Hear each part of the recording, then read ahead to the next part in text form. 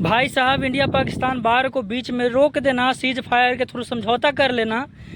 यार हम लोग ऑपरेशन सिंदूर चलाए, पहलगाम हमले का, आतंकी हमले का बदला लेने का ऑपरेशन सिंदूर चलाए।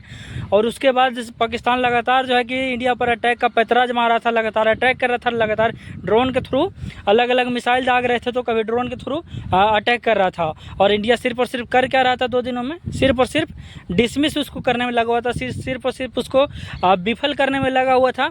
और फिर अचानक से सीज फायर का न्यूज़ आना कि सीज फायर के थ्रू समझौता हुआ है। भाई ये चीज़ कहीं से हमको समझ में नहीं आया। अगर पीछे हटना ही था तो फिर हम लोग अपने सैनिकों का शहादत क्यों दिए? अगर पीछे हटना ही था, अगर युद्ध करना ही नहीं था, तो फिर हम लोग अपने सैनिकों को शहादत ही क्यों दिए? भाई एक ही बार होता शहादत, अच्छे से हो जाता, जैसे हम लोग आज़ादी की लड़ाई के लिए लड़े थे उसी तरह से हो जाता।